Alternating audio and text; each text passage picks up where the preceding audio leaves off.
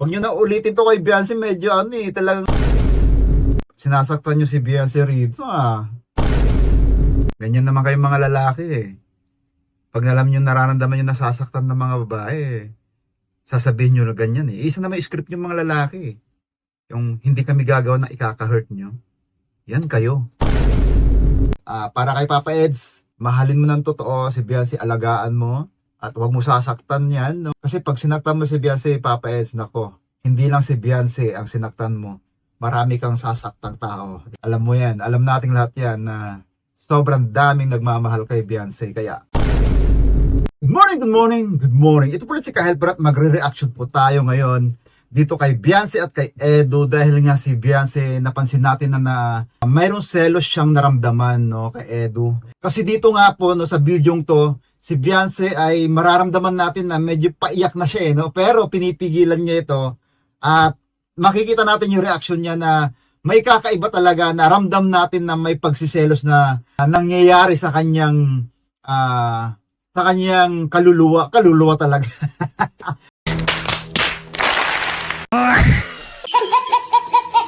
Dito, nakaka-excite tong panoorin at gawan ng reaction dahil nga dito mo makita yung dalawa kung paano ba nila isusolve ang mga dumarating na problema sa kanilang relasyon. At hindi ko na patatagalin, panoorin po natin. So long time no see para sa iyo. Oo, hindi mo alam. Hindi mo ko in-update ay. Hindi update. Di ba? Tulad niyan. Hindi nag-update si Papa Eds, papunta pa lang Manila. Oy, Papa Eds, meron ng diyan, warning sign Kaya pala may ganyang pagtatanong sa iyo si Beyonce. Sa tingin nyo, tama ba yung ginawa ni Papa Eds na hindi magpaalam kay Beyonce sa pagpunta sa Manila? Ano ba pakialam mo? So Tatampo na sana ako. Yun Wala ako para pambawas sa Magtatampo na pala siya malapit na. tampo. Kasi nung nakaraan, hinahanapan mo ako ng pasalubong. Wala akong maibigay kaya pambawi. Umiyak si Beyonce? Parang umiyak si Beyonce. Thank you. At Tingnan natin, parang may luha yung mata niya. akong maibigay kaya pambawi. Umiyak ba siya o hindi? Di ko alam parang hindi naman siguro Baka ganyan lang talaga yung mata niya. Thank you. At O baka napaluha siya sa sobrang saya na nagkita ulit sila ni Papa Eds, Parang ganun. Di ko alam, di ko masabi kung umiyak ba siya o hindi. Hindi naman yata. pambawi. Ayan may pambawi pala si Papa Eds. Tama na, Beyonce, may pambawi agad si Papa Eds. Thank you. Ang palubag loob. Okay lang. Medyo lanta na nga Okay lang. Galing pa ba? Naanta na.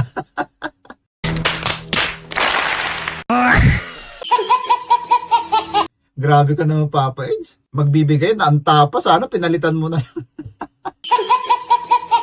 Anyway, at least meron, di ba? At least ni-reserve niya yan para sa'yo, Beyonce. Naanta na yung binigay mo. Manila. Diyan lang yun. Dito lang. So Opo. sige.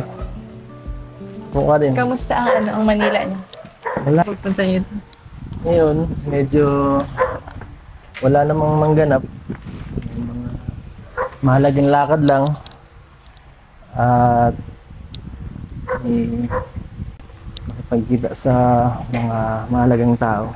Papa Eds. Hi, Hello. Hi, Papa Eds. Sino yung kinita mo sa Maynila? Kaya nga Anong sino tingin ko? Kinita daw siyang mahalagang tao. Oo. Ayan, pinasundan pa ni Parang nila rito si Beyonce Di ko alam kung anong gimmick nila. Di ko ba na-update? Di ko sinabi nila Kalinga Pram. Hindi, walang sinasabi. Basta. Baka magsabi sa Beyonce. Nako, sinundan pa ni Kalinga Prab. Baka magselo si Beyonce. Yari ka rito, Beyonce, Pinagkakaisap. Tingin ko, plinano ng mga to.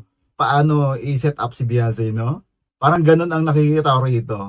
Sige nga, tingnan nga natin paano magselo si Beyonce o paano niya i-handle yung ganitong sitwasyon, Na Parang hirap naman kay Beyonce to, no? Tignan nga natin. Malalaman mo na lang din Kaibigan lang yan. yun. Bukan mo na. Kaibigan lang yun. No? Kaibigan lang yun, no? Kaibigan lang daw yung Beyonce, oh. Yari na rito si Beyonce, ah. Tignan nga natin yung emosyon dito ni Beyonce. Ano yung magiging response niya, no? Kung masyadong paisipin si Beyonce. Kahit ako nag-iisip rin. Kaibigan lang. Huwag ka mag-alala, wala yun. Importante dahil kay Eds. Ang nako po, yan na naman. Importante kay Eds. Lagot to. Sa pinakamahalaga. Ay, hindi na ka mahalaga siya. Ala. Parang iba yung ano ni Beyonce, no? Parang napapuzzle siya tuloy kung dapat ba siyang maniwala o hindi, no? Tingnan ko nga rito reaction ni Beyonce. Mas mahalaga pa kay Beyonce. Di mas Mahalaga ko, mas bukod kay Beyonce pa sa akin pala. bihira ka, Ano ka? Beshi. Pang sampo ka. At least, nasa captain ako. Grabe. Basta, mahirap, pinipressure niyo ako eh. Malalaman mo na lang rin yung sunod. Hindi kami matatahimik ni Beyonce. Mati mo sinasabi. Change topic lang, ayaw ko mag-usapan yun. Naku, bay, ganun pa si Papa. Change topic. O, tignan mo nga naman.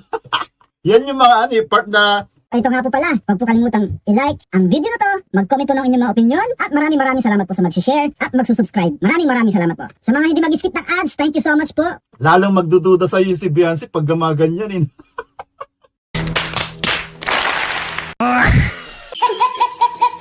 Ang galing na sit up ng mga tatlong to, no? Tingnan nga natin, na ano tuloy ako dito, naku-curious ako ano yung magiging reaction ni Beyonce. Sinundan pa ni Papa Eds na ano sabi niya? Change topic daw. Maganda to. Ay, bakit? Ba't kasi ang ingay mo na? Tuloy si Beyonce, nawala na sa mood. Imbis naman sari, oh. Oo nga, nawala na sa mood si Beyonce bigla, no? Ang galing naman ng tatlong to. Wawa naman si Beyonce rito. Oy, bawi kayo ha kay Beyonce. Sinasaktan niyo yung damdamin niyo. Hindi ba yan? Dapat tungkol sa Mansari itong usapan eh. Tungkol dapat sa kanya to eh. Wala na sa mood si Beyonce. Ala, ramdam ko si Beyonce rito. Ramdam ko siya rito. Yung feelings na, alam mo ba yung ano, mayroon ka ng feelings na medyo na-hurt ka na, no? Mga ganun, no? Kumawa naman si Beyonce rito. Pinagkakaisa ng tatlo. Sige, panoorin natin. Kasi inopen mo pa, kaibigan lang naman yun. Kaibigan lang. Kaibigan. Hindi ko mapigilan mag-react kasi yung tatlong to, nagkutsabahan, eh, no? Panigurado, nagkutsabahan tong tatlong to. Ang galing! Amoy ano na. Kaibigan lang pala yun. Iba ng amoy. Amoy tuyo na. Lanta na eh. Sino yun? Sino yun? Yung ano, kinita. Ha? Lagot na. Totoong pagtatanong na to. Yan no, ramdam ko si Beyonce rito. Naku po, Papa Eds, Kaliga Prab, at kay Beshi, bakit yung ginawa to kay Beyonce?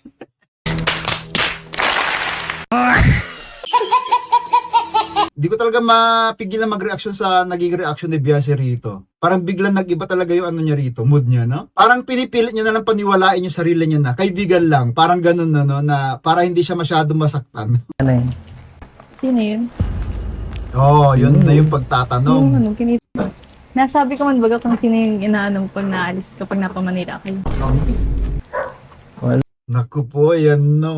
Di ba? Parang may halong pagdududa na. Ay. Sino yun? Bakit mo kailangan, ano, hindi. Para di ako mag-overthink. Ayun Wala na, kang mag-overthink na. Mag-overthink na siya. Lagot ka, yan na. Pag hindi mo yan sinolve ngayong araw na to, Papa Eds, naku po, mahirap yan. Iisipin buong magdamag yan ni Beyonce, ano ba yon? Bakit ganon? No? Dapat sabihin mo na agad yan mamaya, huwag mo patagalin yan. Ang hirap kaya nung ganyan, na nag-overthink ka na, di ba? Diyan nagsisimula ni depression eh. Baka ma-depression, yari ka dyan, Papa Eds. Hindi pa ba sapat yung mga effort ko dati? Dati lang, ngayon di na. Ha? Oh, yan. Grabe ka. Bakit may sinasabi mong dati ngayon hindi na ganon? Ganon ba yon? Lagot ka dito, Papa Eds, no? Hanggang ngayon, kaya nga nandito ako. Pero hindi mo sinasabi kung sino yung kinita mo doon. Hindi ka pa Hala, seryoso si Beyonce, ha? Papa Eds, ha? Promise, seryoso rito si Beyonce. Hindi to script. Ang galing naman ng tatlong to mang set up, no? Wala ka rin chat eh.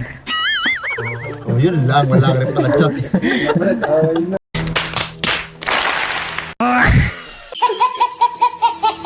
So,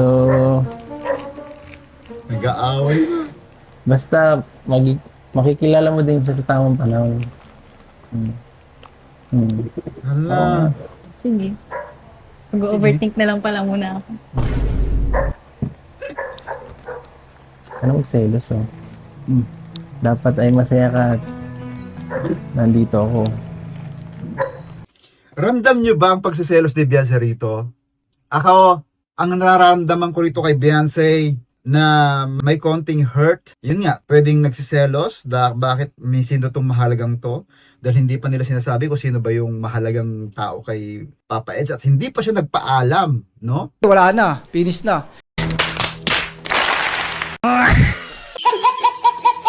Talagang ginawa nila ng plano na huwag magpaalam, may titignang importanteng tao. Siyempre, si Beyonce na booking niya na nagpunta ng Manila at hindi nagpaalam. O di ba? Kahit sino siguro magdududa, no? Kahit sino siguro mag-overthink. Bakit ba ganun, no? Iyari ka rito, Papa Eds kay Beyonce. No? Ayusin nyo to.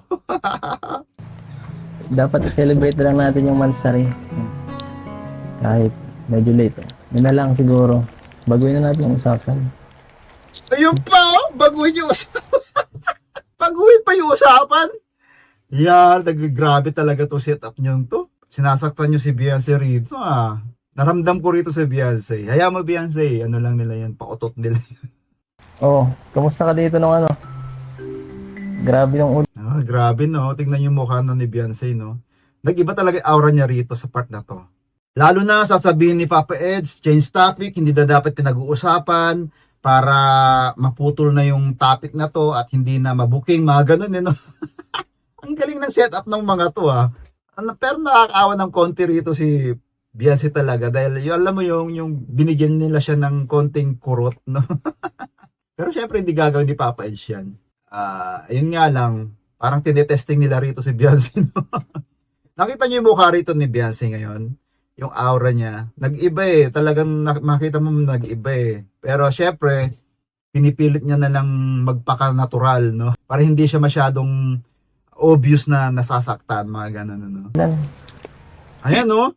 Okay lang. Gawin mo na ako. Grabe, no? Kamusta ka Okay, dito nung ganito. ano?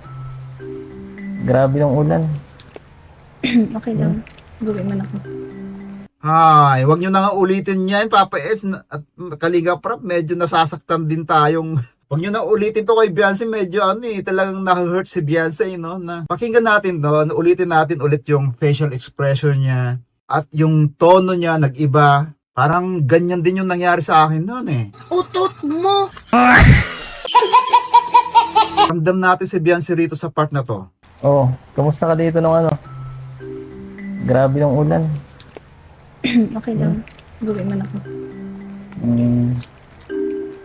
Di ba? Ramdam nyo yun? Yung facial expression niya at saka yung tono niya nag-iba talaga, no? Ang galing naman ni Papa Eds sa part na to na gumawa ng eksena. Grabe. Kumusta ka? Grabe. Hindi na makapagsalita si Beyonce. Lagot na. Nag-overthink na nga talaga siya. Na-trigger siya doon sa sinabi ni Papa Eds na huwag nang pag-usapan yan, no? Doon siya na-trigger ng husto, eh. Grabe, ah. Ayaw mo talagang sabihin. Oo, ayaw talaga sabihin. Panoorin mo na lang. Saan ko panoorin yan? Pag-upload. Nagtatanong saan panunuurin. Okay.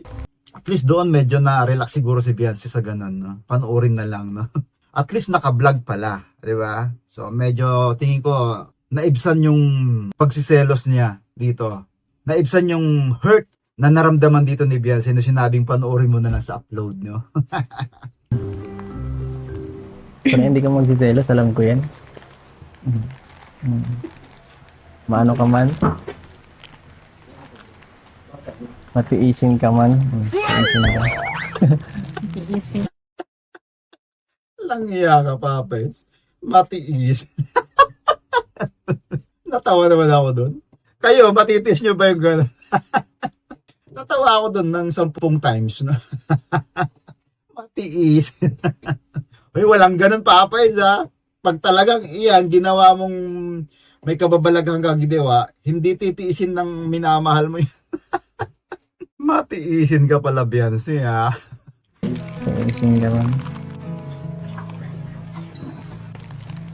Kumusta ka dito nung mga nakaraan? Ay, huwag mong isipin yun. Isa lang yung sa mahalagang tao sa buhay ko. Pinakamahalaga. Sabi Ayan na naman, mahalaga na naman sa buhay.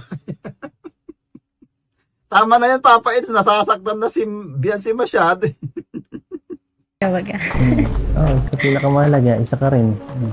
Sama mo na ikaw. 2 na. Ang kulit mo, Papa Eds, 2 na sila. Ibang klase to, ha. Babaero ka pala, Papa Eds, ha. May babae ka, ano? Maming ka! Isang manyak! Bastos!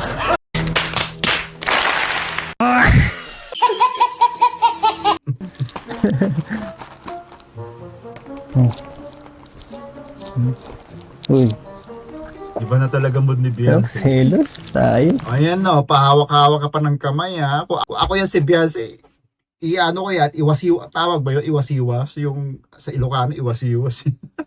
Ano ba sa Tagalog yan? Yung anuhin mo, yung, basta ganunin mo na lang yung iwas-iwas, no? Nag-aalala Sabihin mo tuloy lang si naman Beyonce. kasi. Ayun, Bakit kailangan hindi, mo ang mag-ano? good na. Wala kang tiwala eh. Magtiwala ka kasi. Wala na kang gagawin masama. Na ikaka-ano mo. Ikaka-hurt ng feelings. Talaga lang ka. Ganyan naman kayong mga lalaki, eh. Pag alam nyo, nararamdaman nyo nasasaktan ng mga babae, eh. Sasabihin nyo na ganyan, eh. Isa na may script yung mga lalaki, eh. Yung hindi kami gagawa na ikaka-hurt nyo. Yan kayo. Utot mo!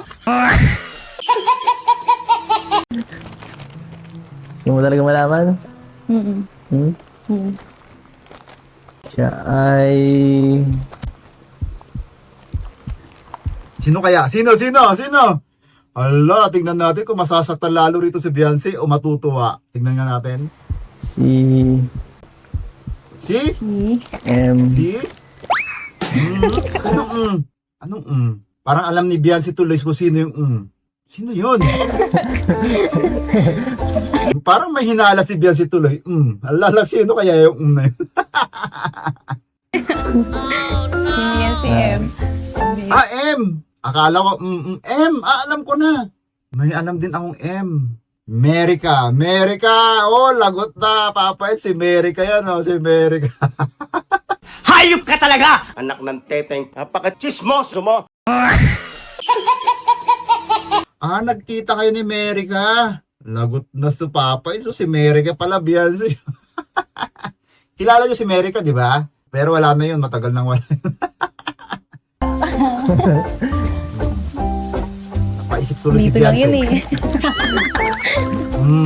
Ayan na. Talagang nag-overthink lalo. Yung pag-overthink niya ng isang beses, naging times 10. Kapatid ko. Sino yung kabaga? Nga pala. Si Mika pala. Ibang M. Si Mika pala eh. Kapatid ni Papa Eds eh. Ibang M yung iniisip ni Beyonce. Ayan ha. Okay na. Tapos na yung usapan. Hindi na natis ni Papa Eds. Sabi siguro ni Papa Eds, isip-isip siguro ni Papa Eds, masyado nang na-hurt ang aking love. Sabihin ko na yung totoo. Pero totoo lang, ang galing ng naging setup nyo rito kay Beyonce. Dito ko naramdaman si Beyonce yung part na nag-iba yung mood niya, yung facial expression niya nag-iba. Ramdam mo talaga na may part na nagselos siya rito, na nag-overthink talaga siya, hindi yung biro. Kaya, yun, buti na lang, hindi pinatagal ni Papa Eds, sinabi niya na yung totoo. Siguro ramdam na rin ni Papa Eds na medyo na-hurt na talaga si Beyonce, no? Lalo na nagbanggit siya pa ng M, no? Ibang M pala yung iniisip ni Ibang M pala yung iniisip ni Beyonce, di ba? O yun pala si M, si Mika, kapatid ni Papa Eds. Yun, okay na. Naibsan na yung hurt ni Beyonce dahil nalaman niya yung totoo. Nakita naman natin sa facial expression ni Beyonce na talagang na-hurt siya. Nag-iba yung facial expression niya at yung tono ng boss niya nag-iba. So doon natin malalaman na talagang nasasaktan na siya. Kaya ito ay isang siguro sabihin nating paalaala sa kanilang dalawa na pag ito talagang ginawa ni Papa Eds, doon natin makikita talagang masasaktan si Beyonce, no? Ng totoo. Pero syempre, hindi naman gagawin ni Papa Eds yan dahil alam kong love na love din ni Papa Eds si Beyonce. Yun, para kay Papa Eds, mahalin mo ng totoo si Beyonce, alagaan mo at huwag mo sasaktan yan, no? Kasi pag sinaktan mo si Beyonce, Papa Eds, nako, hindi lang si Beyonce ang sinaktan mo. Marami kang sasaktang tao. Alam mo yan, alam nating lahat yan na sobrang daming nagmamahal kay Beyonce. Kaya humanda ka, Papa Eds, pag ginawa mo to kay Beyonce sa totoong buhay. Dadaan sila sa ibabaw ng aking bangkay. Humanda ka na pag ginawa mo to. Ito nga po pala, huwag po kalimutang i-like ang video na to, mag-comment po ng inyong mga opinion, at maraming salamat po sa mag-share at magsusubscribe. Maraming salamat po. Sa mga hindi mag-skip ng ads, thank you so much po.